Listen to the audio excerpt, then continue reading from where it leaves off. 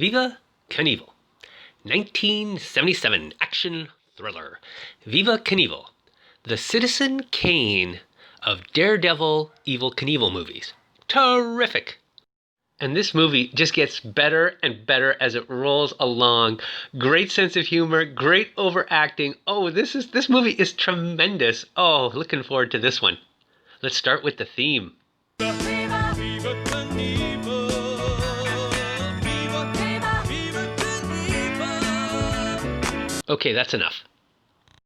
So the opening scene, we get a shadowy figure carrying a kind of an oversized box, but it turns out just to be Evel Knievel with a bunch of merchandise, and he has stopped by what appears to be a children's hospital in the middle of the night.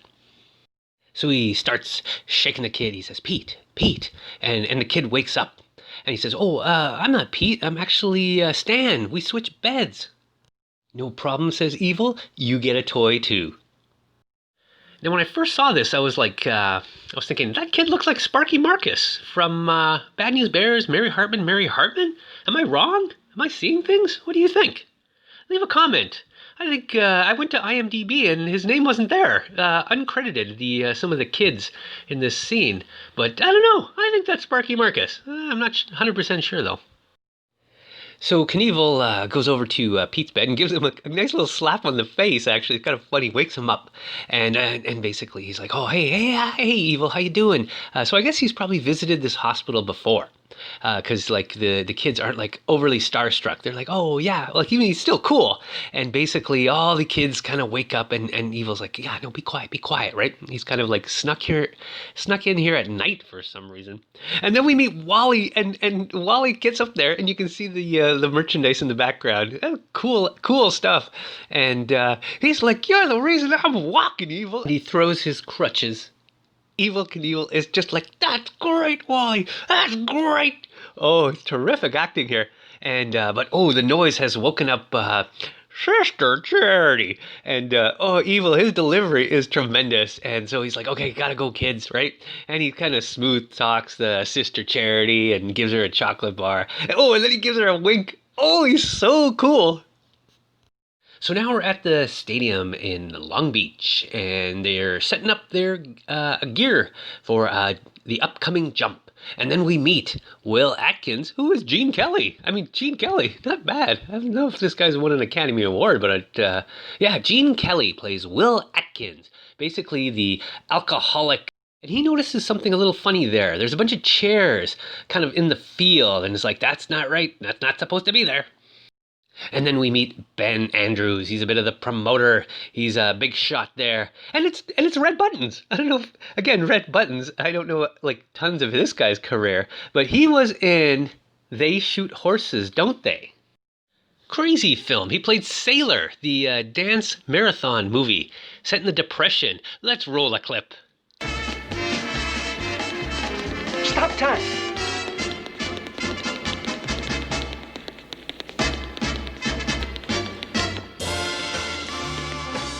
That's the kind of contestants we've got for you, folks. Winner, Harry Klein. Yowza, yowza, yowza.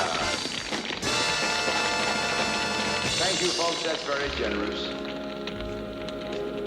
Great little dance, and everybody throws pennies at him, and he's picking up all the pennies. Oh my God, classic Sailor. So we got Red Buttons as the kind of the shark, right? He's the promoter, but he's just like, "I told you," he's screaming at this guy. The guy's kind of saying, "No, we can't put seats to block the fire escape." He goes, "You just do what I say." He's just a rat bastard. It's great. Oh, and right away, there's almost a fight takes place. We got Will kind of roughing up Ben, like, "Hey, what are you trying to get Evel killed?" Coming to his defense. But Evel pulls up and he's like, "Knock it off, you two." And Ben is just like, "Keep that gorilla off me." And these guys, I bet you they're like no taller than 5'5". So this is pretty good. And Evel kind of gives like Will a kind of a bit of a tongue lashing, like, "Hey, come on, we want to be professional, right?" But Will's just like, "Oh yeah, I overreacted. Oh, well, whatever."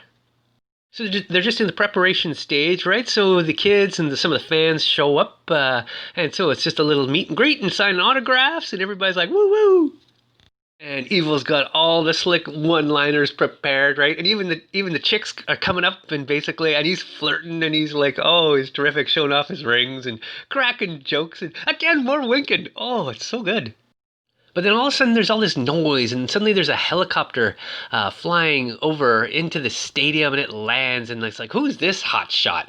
Well, it actually turns out to be Lauren Hutton. So good Lord, right there, we got already 3 recognizable people. Lauren Hutton, the actress slash model, I don't know too much about her career, but I know she was in American Gigolo. I remember that one. But and right away she's got the cool pantsuit, kind of peach looking stuff. And everybody's like, whoa, like, well, who's that? Ooh, foxy lady. And she is the famous photographer.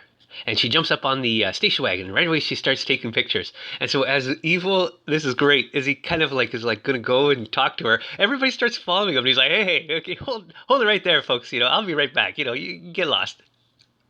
So this is the famous photographer, Kate Morgan.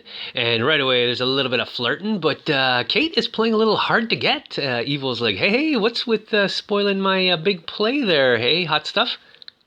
And then Evil says, so you came to shoot the champ. And she goes, not quite. My editors wouldn't waste film. We're here to take pictures of a crash. And Evil just like looks at her and he's like, nice. He's like, phew, kind of blows her off, and he's like, okay, enough chatting with you. And he heads back to the fans and the crowd, and he starts signing more autographs. But then along comes his promoter. So Ben shows up, and they've got to talk a little business.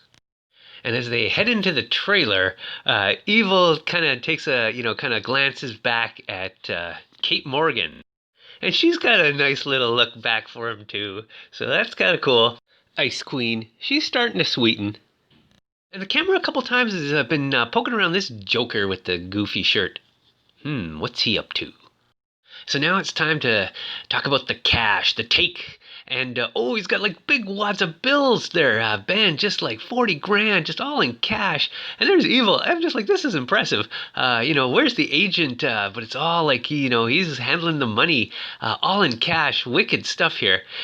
So some great overacting here from Red Buttons. Like, he really delivers. Evil tells him, you still owe me money from those bleachers from the last jump. And right away, Red Buttons is all defensive. He's like, hey, get off my back. I'm doing my job. And who are you? You're not the judge and jury of me. And, just playing it. Just totally playing it up. Like, the defenseless victim here. And then Evil says, if you want out, then get out. No jump, no pay. And then it's like a total 180. He's like, oh, hold on. I didn't say I wanted out. No, who wants out? What are you talking about? Out? I don't want out. I didn't say I wanted out. Terrific. I mean, it's like electric. So Evil is like the Renaissance man. He's the real deal.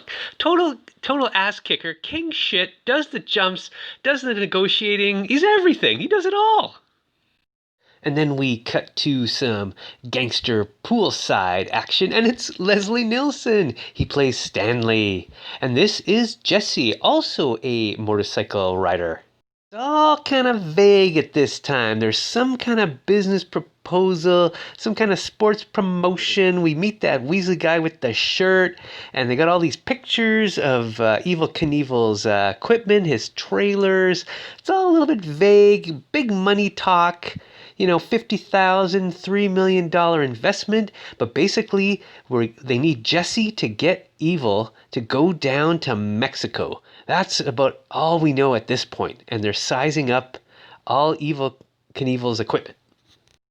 And then we got Will. He's in the trailer sipping on that bourbon probably. It's late at night. I don't know why he's drinking and working on Evel Knievel's motorcycle at night. Sounds strange. Seems like he should be at home somewhere, or at least in a hotel. But then Jesse stops by, and then we get some backstory about how him and Evil and Jesse were once kind of on a tour together, and Jesse ran out. Will is still angry about this, but it seems like Evil has let bygones be bygones. And so he says, well, whatever, I'm back. I just want to say hello. And hey, you still got that booze in the same place. So Jesse goes, helps himself, takes a sip, just swinging it right out of the bottle. That's fine. Whatever. But then he's slipping him a Mickey. He's dropping a little powder in there. And so we go, what the hell is that Jesse up to? And so again, Will wants that bottle. He's like, hey, hand that over here. Why don't you get your own booze, you cheap bastard. So Will starts drinking the bourbon, and right away he's just like, starts like seeing stars. He can't stay on his feet. Boom, he passes out. And I'm just going to show an old photograph of me, and I think this is like a Harley Davidson #1 thing. It's not an Evel Knievel icon, but there I am. Oh, classic shirt. Good Lord, I don't even know how old I was there. Ooh, maybe 25? And then boom, like that, Jesse shows up. He's got a camera, and they're basically just taking photos, everything about the trailer, his bike, and but that Will, he's a drunk, right? And that Mickey only kind of made him a little groggy, and he's still kind of passing out on the floor, but he could still kind of awake. Meanwhile, Jesse's snapping pictures, basically documenting the whole thing going on there. And Will is like, he sees something going on there. It's all fuzzy, but he can't quite make out what's happening. Who is that? And the next morning, not like a savage like Will, you think like Evil's staying in a nice hotel or whatever, right? But he shows up, and there's, like I said, he's just in the like open trailer in the parking lot, and he's just passed out. And the look on Will's face, and Evil's just like, well, get off your ass, you bum, get up there. What the hell are you doing? You're like a disgrace. He grabs a bottle. Actually, he's a little bit more sympathetic, but he smashes the bottle on his motorcycle. I mean, why would you do that? But yeah, crazy. And Evil sees the photographer Kate, so he says, hey, let me borrow your helmet. And he basically says, hey, what do you say we go for a ride? And she's like, oh, I don't think so. And he says, what's the matter? Chicken. So she gives him the look, and oh yeah, that did it. She's going for a ride. So right away he's doing the wheelies, and she's got the freaked out eyes. She's like, oh my god. And he's like going up and down the stairs, the bumpy ride. And so a little instrumental break there. And then when he drops her off, she's all like, oh, that was sweet. And Evel Knievel's like, what? Sweet? He's like, I should be on second base by now. And the next scene is terrific. We meet Tommy. This is Will's son, who's off at boarding school. And this is just like a perfect little plot line for Will, the alcoholic, basically kind of ignoring his son, reconnecting. But of course, he's a little standoffish at first, and he's freaking out. So Gene Kelly has some serious overacting, shoes to fill there, because Red Buttons has like thrown down the gauntlet. So Will goes back into the trailer. He pulls out a photograph. He's not even sure if he can recognize his son, but there he is, and it's like, Tommy, it's me, your son, Dad, and he's so standoffish. He doesn't want to shake his son's hand. It's like, what is wrong? What is wrong, Will? Yes, I know he's not a bottle of bourbon, but just shake your son's hand, please. And Tommy, he's a big fan of his dad, even though his dad treats him like crap and ignores him.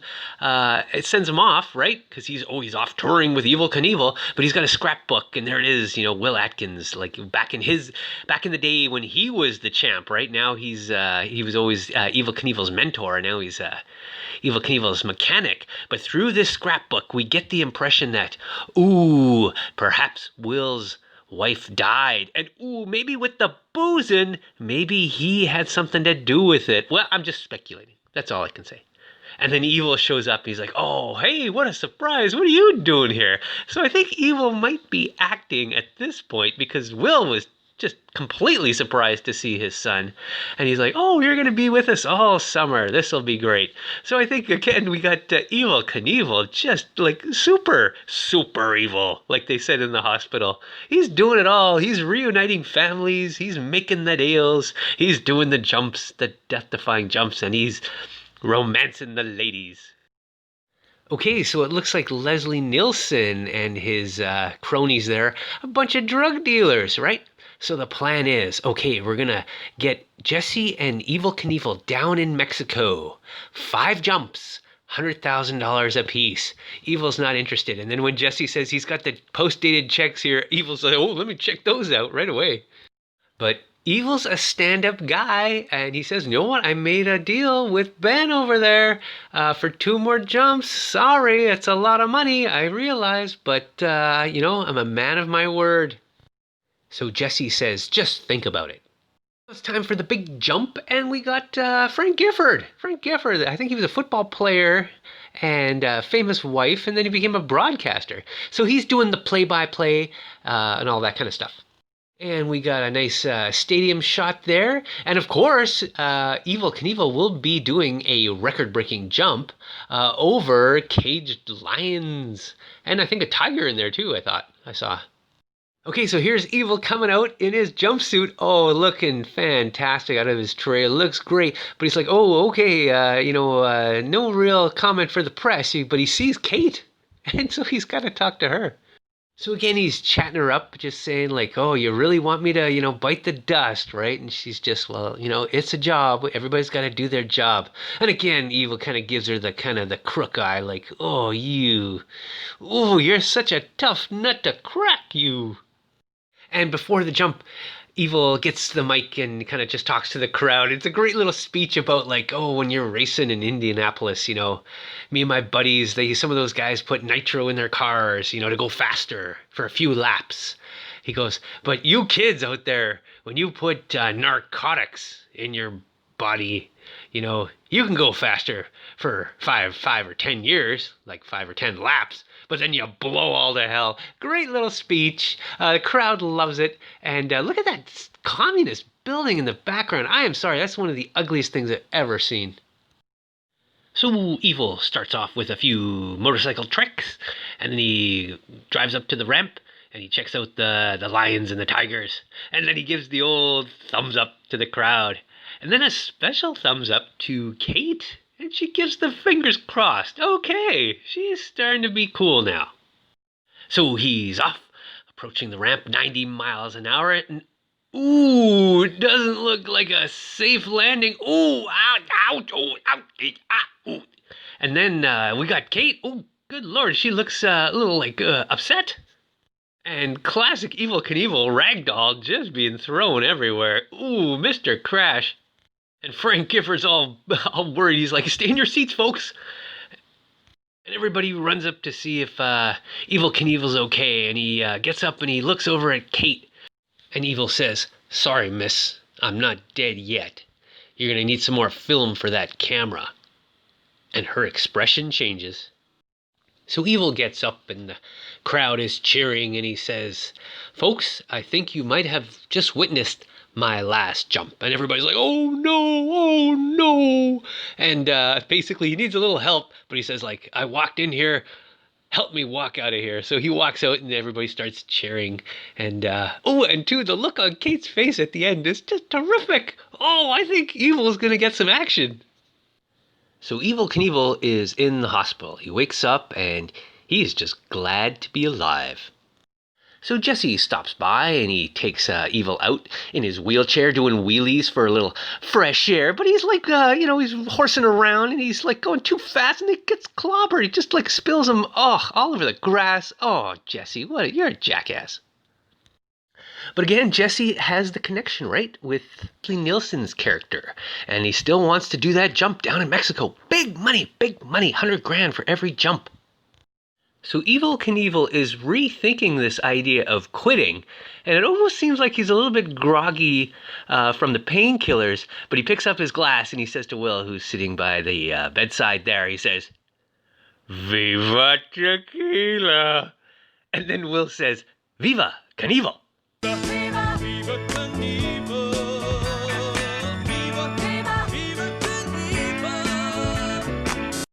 Oh, that was one of my favorite parts of the movie.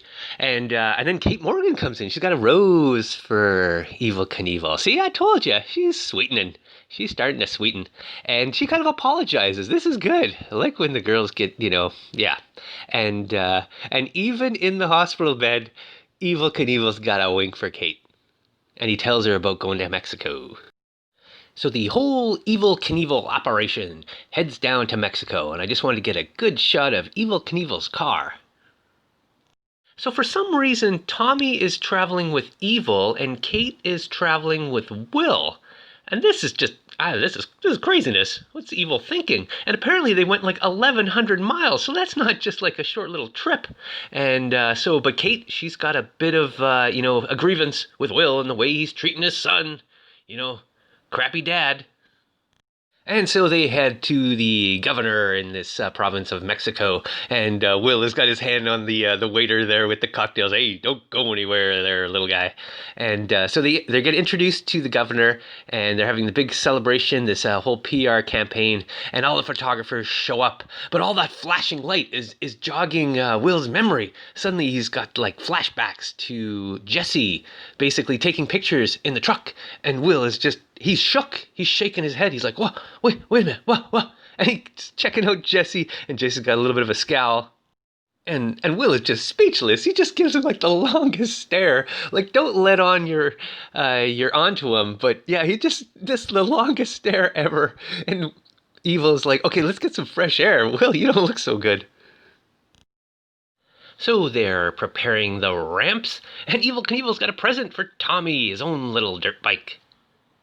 So Tommy goes for a spin, and oh no, the curb! Jesus, you must have been going like 10 miles an hour. Oh, takes a serious spill. And Will comes running, and so does Kate and Evil. And there's some over the top stuff here. Oh, it is absolutely terrific. Right away, Will starts like shaking Tommy, like, what are you doing? You're gonna ruin that bike. And Evil steps in and says, are you insane? What are you doing? Shaking your kid? Like, good Lord, it's just a motorbike. And then maybe like Gene Kelly there, Will, is like, maybe he is a gorilla. He just like tosses like a rag doll, just tosses Evil Knievel. Maybe Evil Knievel can't really take a punch.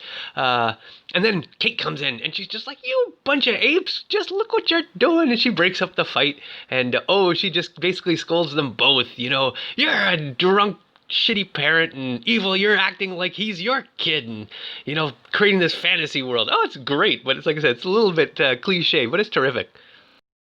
So back to the gangster stuff.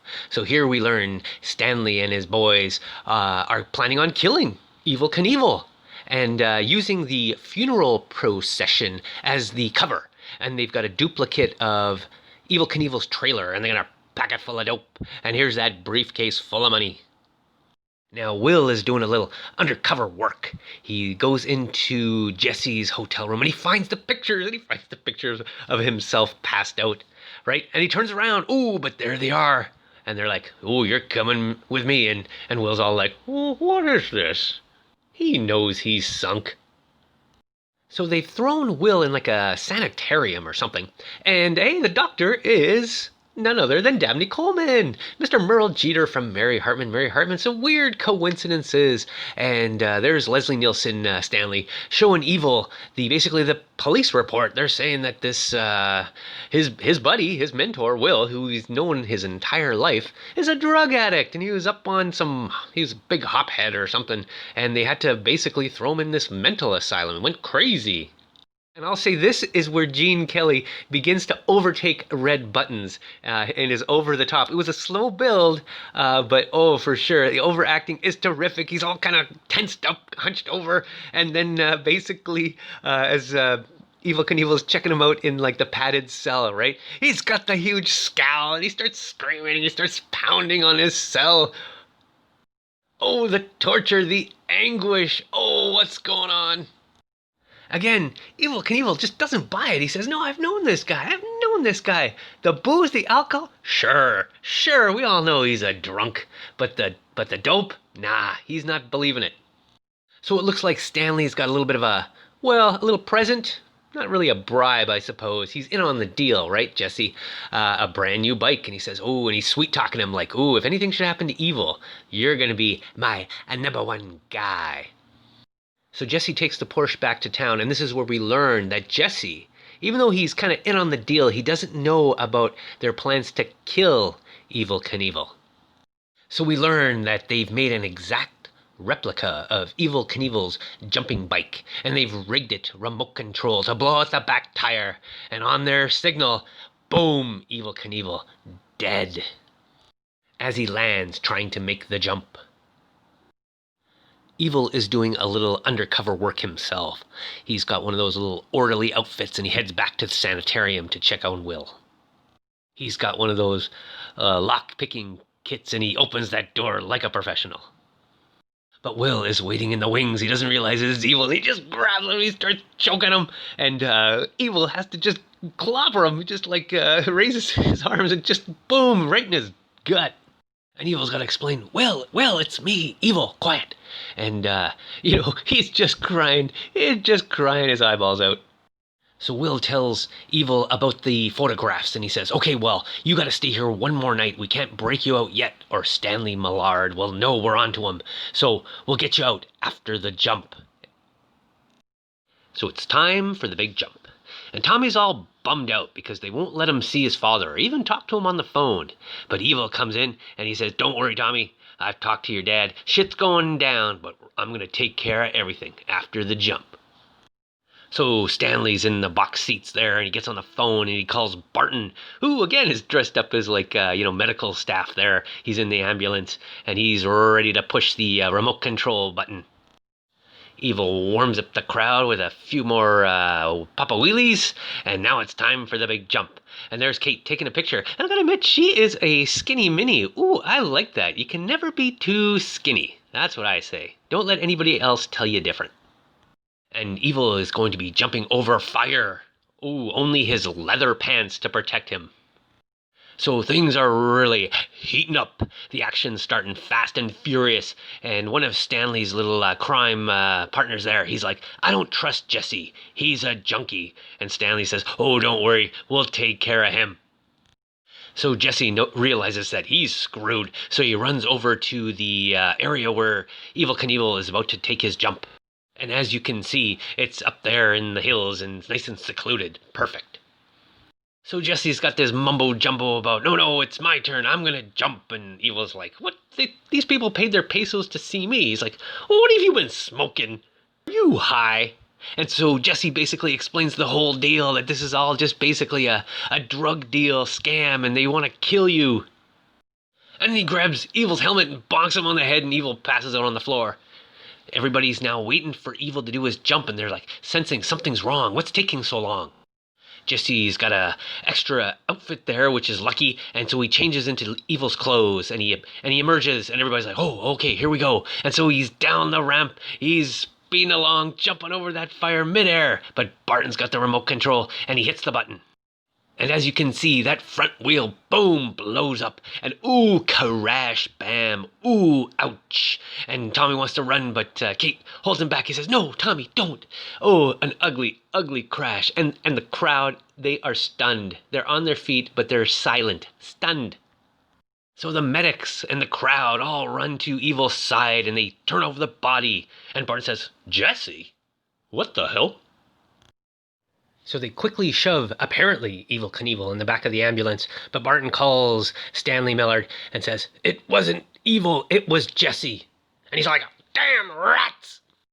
So they figure maybe Jesse blew the whole thing to Evil. Okay, we gotta finish that Evel Knievel off, and we gotta go capture that chick and that guy's kid. So it looks like Evil's woken up, he's a little groggy, and he's just checking out the scene of the accident. And, he's trying to figure out, okay, what's exactly going on. But the henchman has come after Evil, so Evil's got no time. He's just got to knock him out, and he steals his gun. So Stanley calls Dabney Coleman at the mental institute there, and he says, what's maybe that Will, my little patient there, maybe he has to have a little extra treatment, if you know what I mean. He says, I'll take care of it. But Evil has taken the souped-up motorcycle, and he crashes through the mental facilities on the bike, and he's got the gun, and he shoots the lock off. And then there's Will. He's like, go, go, go, go. So Will and Evil are headed back to the hacienda to check up on Kate Morgan and Tommy, see if they're okay. But as they approach the hotel from a distance, they hide in the bushes, and they see, ooh, what the hell is going on there? There's a little bit of action taking place. So Will gets one of the best lines in the whole film as well. He as they're looking, right, we've got the Evil Knievel's trailer, and then we got the duplicate, right, the one that is packed with the drugs. And Will says, "What the hell? I'm seeing double." Oh, tremendous! The alcoholic is seeing double.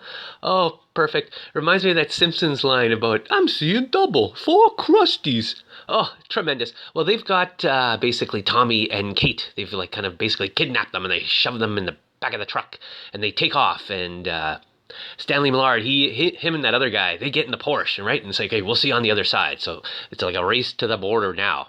And Evil and Will says, well, we need those bikes. We can't do anything without those bikes, of course. And remember, Evil Knievel still has that gun. So Evil pulls the gun on a couple of those goons and he says, get in that truck. And he gives the guy a kick in the backside. Oh, it's great.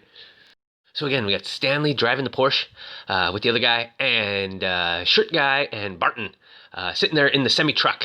And like I said, headed towards the border, and we got Kate and Tommy. They're just basically getting tossed around in there. You remember this is a duplicate truck because you would think, oh, why don't you secure stuff to the wall, right? But it's basically like going all over the place. They can barely stand. And Evil and Will are in hot pursuit. So they quickly devise a plan. Evil gives Will the gun, and Will is going to basically take care of the Porsche, and Evil is going to go after the semi-truck. So Will is first. He gets the attention of the Porsche, and he shoots out the back of the Porsche. The glass goes crazy. So right away, the Porsche just turns around, and so Will kind of basically kind of lures them off. And so this is Evil's turn to follow the semi-truck. And they're just shooting away at Will. He kind of takes him down a dirt road, and then he kind of goes off a cliff and just goes for a big crash. So I'm not sure about this plan, but rest assured, we can assume that this alcoholic knows what he's doing. So Leslie Nielsen and the other fella, they figure, oh, okay, one down. Now we just got to take care of that Evil. Evil overtakes the semi-truck and he speeds ahead, leaves them in the dust, and he goes up a side road. So it looks like Evil Knievel's got a plan.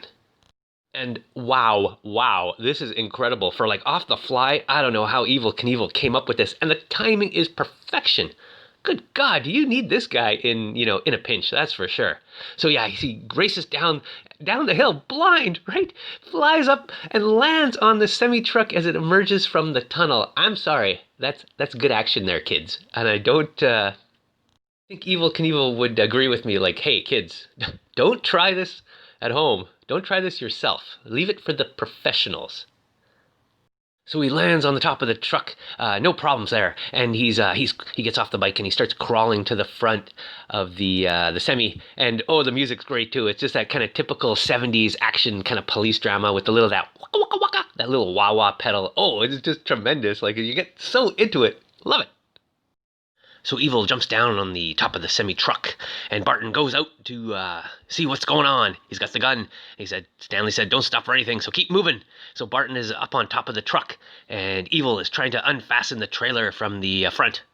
He pulls some kind of cord that makes the semi go swerving side to side, and Barton goes flying. And actually, Kate and Tommy, too, they're just being tossed around, too, like rag dolls in the back. So the back of the trailer stays hitched to the semi-truck, but it's swerving all over the place. And Norman here, he can barely drive, and he manages to bring the truck to a stop there. And Evil makes quick work of him. He just slams it right into the truck, and he's out cold. And they tie him up. So he frees Kate and Tommy from the back of the truck, and Tommy wants to know what happened to his dad. But of course they're still shocked to see Evil because they thought he was dead, right? But Evil says, don't worry, I'm on the case, Tommy, here. So again, they lock up that other guy into the back of the truck, and Evil says, just lay low, hide. I'll take care of everything. So Evil tracks down the Porsche, and he gets them to chase him. And he seems to come across some back roads, and it's this kind of like deserty little town. And of course, the Porsche is chasing him, and he's just like whipping across, almost like runs over this like peasant girl feeding the chickens. And so he does a couple laps around this little town, and then he just drives right up into the bar there through those saloon doors, and then he just starts like just destroying the bar. He's like knocking over tables. Everybody's like, "What the hell, man? What the hell?" He's like, "Out of my way, scumbags!" And he emerges from the bar and jumps over the Porsche. Again, Stanley is in hot pursuit, and Evil takes him up kind of this mountainside, up the dirt road, some fancy moves, a quick turn that the Porsche can't handle, and oh, over the mountain it goes. Oh, and it flips over down the mountain, and kaboom! So that Evil is just leaving a trail of dead bodies everywhere he goes. Meanwhile, Kate is sucking on a piece of grass. I like this. This is very relatable. But Tommy, in the distance, he sees something, and Kate's like, "Oh, you're crazy. You're seeing things." But if you squint real hard, right, he's just a little feller, that Will. But yeah, he's in the distance, kind of stumbling. And Tommy and the drunk are finally reunited. And I forgot to mention, it just came to me that it turns out that Tommy's mother had died in childbirth. So it wasn't really any kind of like drunken accident that killed his wife. But you could see that's why he was always kind of bitter at Tommy and right? But that's probably the reason he started drinking. So looks like good times ahead for Will. Can finally face his demons. So Evil Knievel is back, saves the day, and Kate kind of puts her hand on him like, "Oh, whoa, whoa, whoa, I like you now." And sure enough, we got another great line from Evil. He's just like, "It looks like, Tommy and Will found each other." And I think Kate says, "Just like us." And oh, we finally get the kiss. Oh, we've been waiting the whole movie. He just plants one right there. Oh, good to see. Oh, it's back to the Mexican jump, and the family's all reunited. Everybody's happy, and Evil Knievel's, ready to go. He takes off down the ramp. He jumps over that fire. Oh, just pinpoint accuracy, a perfect landing. Oh, it's so good. And roll credits. Oh, Evil Knievel. Viva Knievel. Let's hear that music one more time. Viva Knievel. Viva, Viva, Viva Knievel. Viva Knievel. Viva, Viva, Viva Knievel. So a quick little backstory. This is not necessary, but I thought I'd just mention it. I remember renting this movie. I think I was about 22. Me and my buddy went to the local video store. 7 movies for 7 days for $7. Oh, terrific. Those, salad days. And I was about 22, and this was like the last movie we found. We had 6 movies, and I was just like, we got to get one more. And I saw this, and I went, oh wow, this looks crazy. Let's watch this. Could be good for some chuckles, some laughs. And so he's like, oh sure, what the hell? And we loved it. We were just blown away. This movie is so entertaining and funny and charming, and it's not one of those like, oh, you just roll your eyes and groan. I'm just like, I just love this kind of stuff. And I looked on IMDb. This thing is like 3.3. I'm sorry. No. Who are the people? Who's voting on this? I'm sorry. 10 out of 10. Viva Knievel. Surprise hit. Oh, funny. It's got it all. Definitely. And as you can see, I had to buy this on DVD. Oh, this is a must own.